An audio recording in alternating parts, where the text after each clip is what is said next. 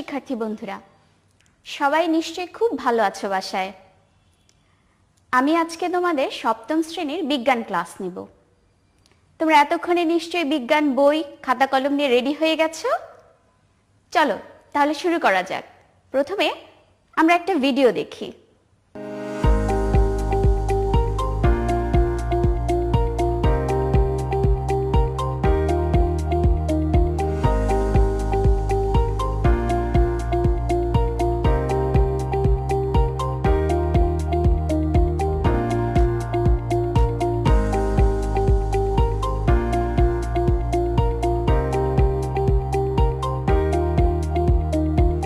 দেখলাম আমরা ভিডিওতে অনেক কিছু দেখলাম, তাই না? আমাদের চারপাশে পাহাড়, সমুদ্র, অনেক আসবাবপত্র, অনেক স্টোন, পাথর, এত কিছু আমরা দেখলাম। আমাদের চারপাশে তো কত কিছু আছে, তাই না?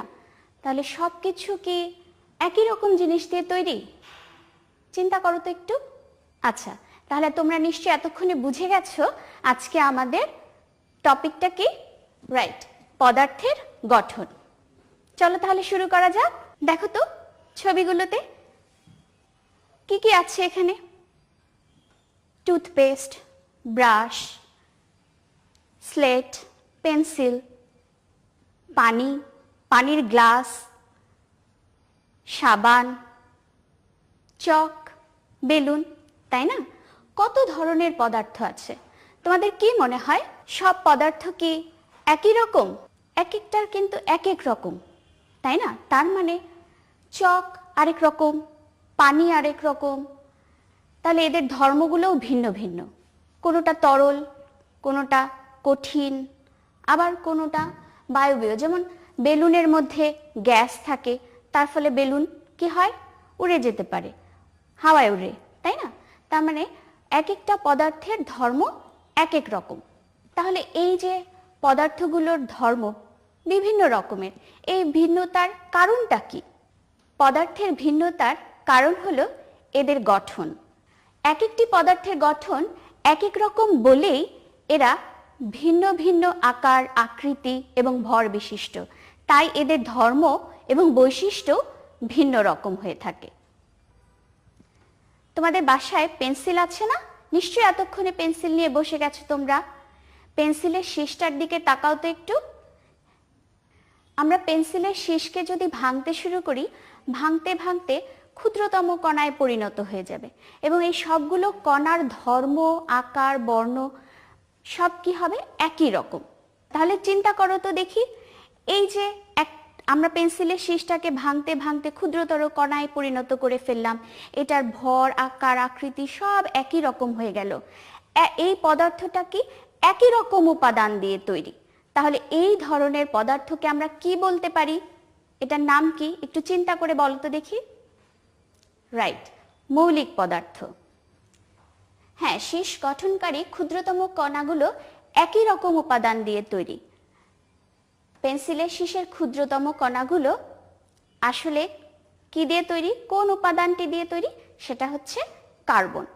তোমরা এভাবে বাসায় দেখতে পারো, তোমাদের কাছে যদি পেরেক থাকে, লোহার চামচ থাকে, তাহলে আমরা যদি সেই লোহার পেরেকটাকে বা চামচটাকে ভাঙতে ভাঙতে ক্ষুদ্রতম কণায় পরিণত করে ফেলি, তাহলে দেখব সেখানে শুধুমাত্র লোহার কণাই আছে, আর কোনো কিছু নেই। শুধুমাত্র লোহার উপাদান দিয়েই সেটা তৈরি।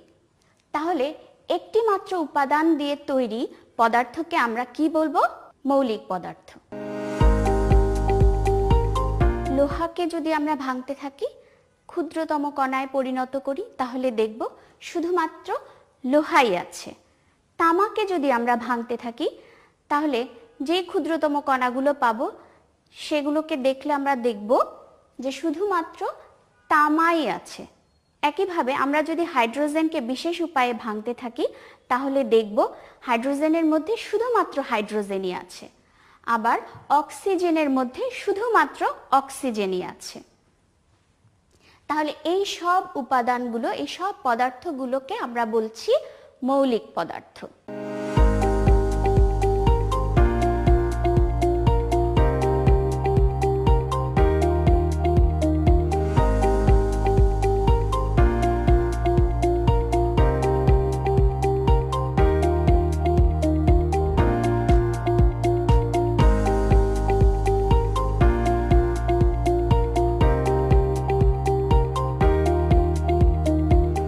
বাসায় তো লবণ আছে, তাই না? আম্মুরা রান্না করার সময় খাবারে তো লবণ দেয়, চিনি আছে। এখন একটু চিন্তা করো তো দেখি, লবণ তো দেখতে সাদা, তাহলে লবণ কি মৌলিক পদার্থ? লবণ তাহলে কি কি উপাদান দিয়ে তৈরি? একটু চিন্তা করো। করেছো? আচ্ছা, আমি তোমাদের একটু সাহায্য করি। আমরা লবণকে যদি ভাঙতে থাকি বিশেষ উপায়ে, তাহলে দেখব কি পাওয়া যায় লবণের ভিতরে। লবণের ভিতরে আমরা দুইটা উপাদান পাবো, একটা হচ্ছে সোডিয়াম আর একটা হচ্ছে ক্লোরিন। কিন্তু এটা কিন্তু আমরা খালি চোখে দেখতে পাই না। পাই কি?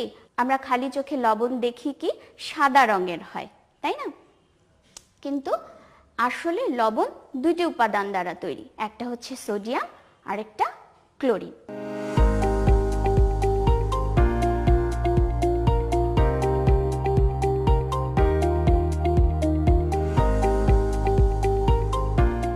তাহলে কি খাবার লবণ একটি মৌলিক পদার্থ? চিন্তা করে বলো তো দেখি। এটা একটি মৌলিক পদার্থ হতে পারে না। তাহলে এই পদার্থটার কি নাম? রাইট, এটা যৌগিক পদার্থ।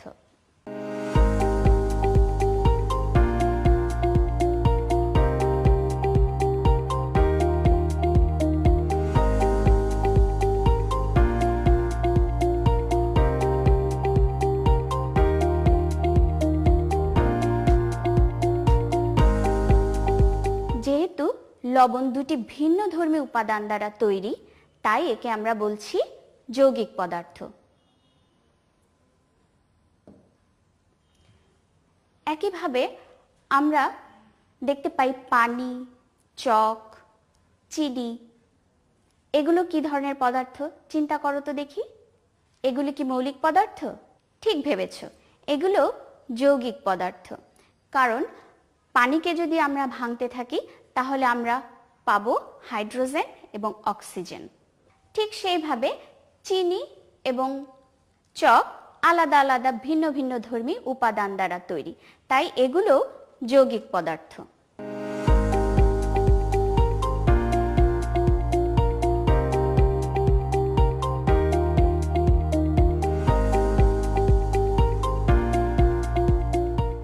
আসো তো দেখি, চক, চিনি, কার্বন ডাই অক্সাইড, তুতে, কপার সালফেট, মিথেন, কাপড় কাচা সোডা, কোনটা কি দিয়ে তৈরি?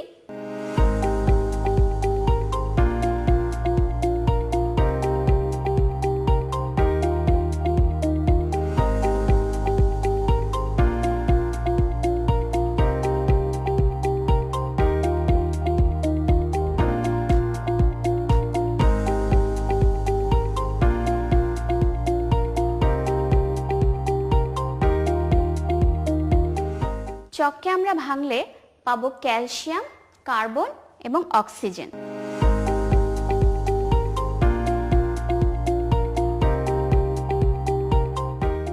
একইভাবে চিনির মধ্যে পাবো কার্বন, অক্সিজেন এবং হাইড্রোজেন।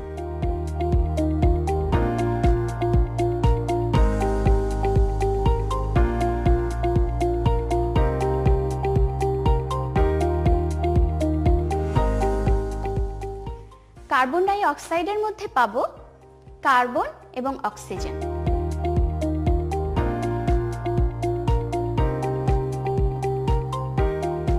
তুতে বা কপার সালফেটের মধ্যে পাবো কপার, সালফার এবং অক্সিজেন। মিথেনের মধ্যে পাবো কার্বন এবং হাইড্রোজেন। কাপড় কাচা সোডার মধ্যে আমরা পাবো সোডিয়াম, কার্বন এবং অক্সিজেন।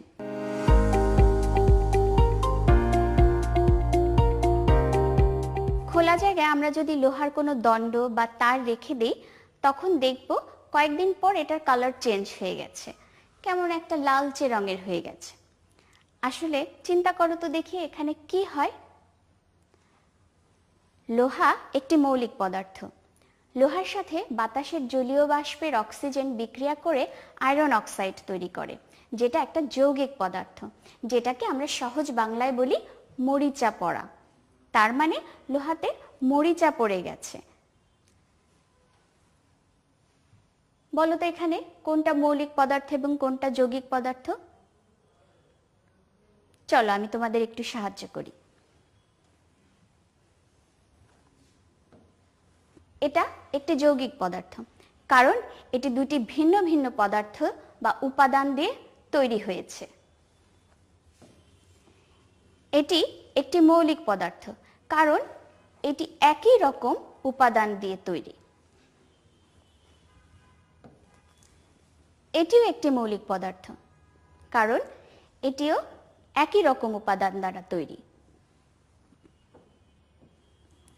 এটি একটি যৌগিক পদার্থ, কারণ এটি দুটি ভিন্ন রকমের উপাদান দ্বারা তৈরি হয়েছে।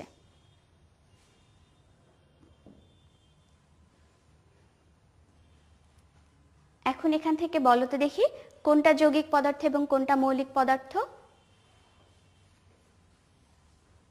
চলো আমি তোমাদের সাহায্য করছি। দেখি তো এটা আমি যদি মৌলিক নেই কি হয়? ও, এটা তো নিল না, তার মানে এটা যৌগিক পদার্থ, কারণ এটা ভিন্ন ভিন্ন দুইটি উপাদান দ্বারা গঠিত। এটি মৌলিক পদার্থ।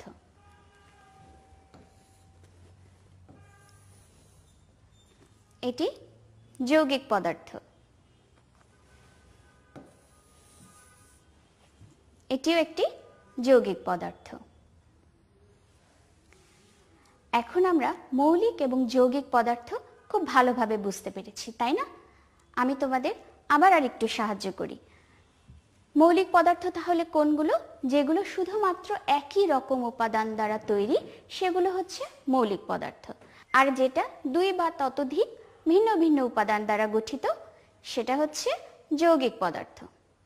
এখন চিন্তা করো তো, এই যে বাতাস, আমাদের চারপাশে যে বাতাস আছে, বাতাসে তো অনেক ধরনের পদার্থ আছে।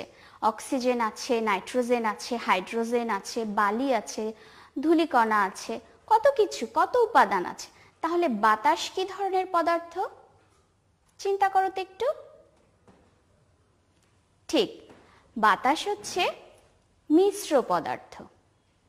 তাহলে আর কি ধরনের মিশ্র পদার্থ আমাদের চারপাশে আছে, এটা তোমরা নিজেরা খুঁজে বের করবে, ঠিক আছে? আমি এখন তোমাদের একটি বাড়ির কাজ দিব। বাড়ির কাজটি কিন্তু খুবই গুরুত্বপূর্ণ। স্কুল খুললে অবশ্যই বাড়ির কাজটি শিক্ষককে জমা দিতে হবে। আর অভিভাবকদেরকে বলছি, আপনারা একটু খেয়াল রাখবেন ওরা যাতে বাড়ির কাজটি করে।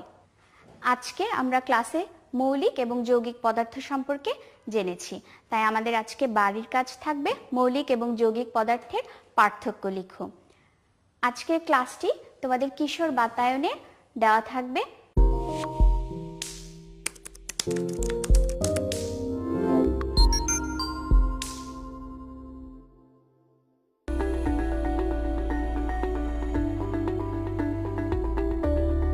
আর যদি কোনো সমস্যা অথবা তোমাদের মতামত থাকে, তাহলে কিশোর বাতায়নের ভিডিওর নিচে লিংকে তোমরা তোমাদের কমেন্টস দিতে পারবে।